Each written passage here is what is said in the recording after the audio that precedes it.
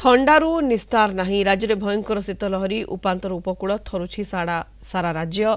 थंडा सांगकु अनेक स्थान में कलबल करुछि कुहुड़ी आसंता 5 दिन पर्यंत विभिन्न जिला कुहुड़ी वार्निंग जारी करिछि पाणीपाग विभाग आज सुंदरगढ़ कलाहांडी खोर्धा ढेंकानाल और कोरापुट जिला को येलो चेतावनी दि जाइछि आसंता काली पाई मध्य एही 5 जिला को येलो वार्निंग दि जाइछि अन्य जिलागुड़िक कुहुड़ी हेब तेबे एही जिलागुड़िक घन कुहुड़ी हेब